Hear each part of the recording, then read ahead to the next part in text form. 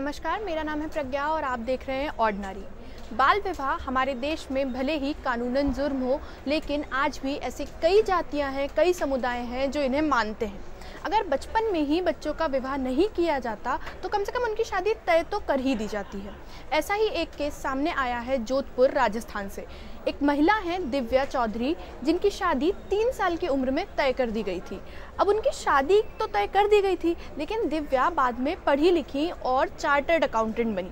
अब ये हुआ कि उन्होंने उस शादी को मानने से कर दिया इनकार। उन्होंने कहा कि वो शादी को नहीं मानती हैं और उस आदमी से जिससे उनकी शादी तय हुई थी वो आगे रिश्ता नहीं रखना चाहती हैं। इस कारण से उनके परिवार को समाज से बाहर निकालने की धमकी मिली। पूरे गांव ने, पंचायत ने उन पर दबाव बनाया। जब ये मामला जो पूरा था ये पंचायत में गया तो ये फैसला हुआ कि उन लोगों को 16 लाख रुपए बतौर जुर्माना देने पड़ेंगे। अब आप एक बात बताइए कि पहली बात तो ये कोई गलती नहीं है। बाल विवाह कानूनन जुर्म है और अगर बाल विवाह को मानने के लिए मजबूर किया जा रहा है तो ये एक जुर्म है, ना कि उसको नहीं मानना। उन्होंने कोई गलती नहीं की दिव्या ने, लेकिन उन पर 16 लाख रुपए का जुर्माना लगा दिया गया। अगर मैं इस चीज़ को गलती मान भी लूँ कि उन्होंने बाल विवाह से इनकार कर दिया और एक पॉइंट के लिए आप मान लो कि ये गलती है, तो कोई भी गलती पैसे भरने से या जुर्माना देने से कैसे ठीक हो सकती है? इसका कोई लॉजिकल आंसर कोई दे सकता है? जो पंचायत है, जो समाज के लोग हैं जिन्होंने दिव्या के ऊपर इतना दबाव बनाया कि अंततः उनको आत्महत्या करने का प्रयास करना पड़ा। उन्होंने पुलिस स्टेशन के सामने जाकर 28 अक्टूबर को आत्महत्या करने की कोशिश की। इस सबसे पहले उनके ऊपर पंचायत ने जुर्माना लगाया, जिसकी शिकायत उन्होंने पुलिस स्टेशन में जाके की। पुलिस ने उनकी बात नहीं सुनी। बार बार शिकायत करने पर भी, बार बार बोलने पर भी उनकी शिकायत दर्ज नहीं की गई, FIR दर्ज नहीं की गई।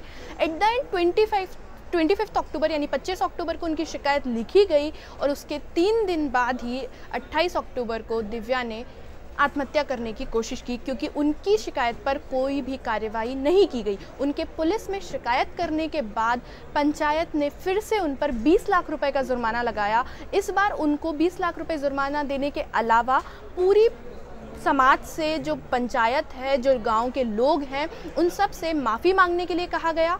उसके अलावा कहा गया कि अगर वो अपनी शिकायत वापस नहीं लेती हैं, लोगों से माफ़ी नहीं मांगती हैं, उनका परिवार लोगों से माफ़ी नहीं मांगता है, तो उनको समाज से बहिष्कृत कर दिया जाएगा। हर चीज़ का इलाज, आप कुछ भी करिए, आप अंतरजातीय विवाह करिए, आप धर्म के खिलाफ जाइए, आप कुछ भी करिए, आप साबरीमाला मंदिर में जाने की कोशिश करिए या आप कुछ भी करिए, आपको समाज से बहिष्कृत कर दिया जाएगा। ये हर चीज़ का इलाज है। हमारे देश में कुछ भी होता है, आपने कोई भी काम किया हो, अगर आप अंतरजातीय विवाह करते हैं तो आपको समाज से बाहर कर दिया जाता है। ये किसी भी गलती का, जो कि गलती एक्चुअली में नहीं है, फिर भी अगर आप उसे गलती मानते हैं तो ये कैसे उसका इलाज हो सकता है कि आप उस पर 16 लाख रुपए फ़ाइन लगाएं, 20 लाख रुपए फ़ाइन लगाएं। जो 16 लाख रुपए पहले फ़ाइन लगाया गया था, दिव्या के परिवार ने वो भर दिया था। उसके बावजूद उन्हें दोबारा से ये सब कुछ टॉर्चर झेलना पड़ा। जो पुलिस है, पुलिस का कहना है कि उन्होंने दबाव नहीं बनाया था, उन्होंने कार्रवाई करने की कोशिश की थी। दिव्या को स्टेटमेंट लेने के लिए पुलिस स्टेशन बुलाया था, लेकिन दिव्या नहीं पहुंची थी। जबकि दिव्या का कहना है, दिव्या के स्टेटमेंट को आप यहाँ हमारे साथ देख सकते हैं। दिव्या ने बताया कि मैंने अपने घर से बाहर निकलना बंद कर दिया था। वो इतनी डरी हुई थी कि वो घर से बाहर तक नहीं जा पा रही थी।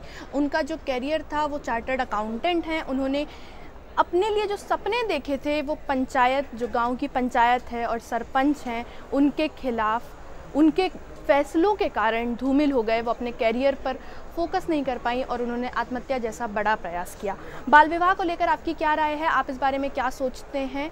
हमें कमेंट बॉक्स में लिख के बताइए। अगर ये वीडियो आप फेसबुक पर देख रहे हैं तो हमारे फेसबुक पेज ऑर्डिनरी को लाइक करिए। अगर आप ये वीडियो यूट्यूब पर देख रहे हैं तो हमारे यूट्यूब चैनल ऑर्डिनरी को सब्सक्राइब करिए। धन्यवाद।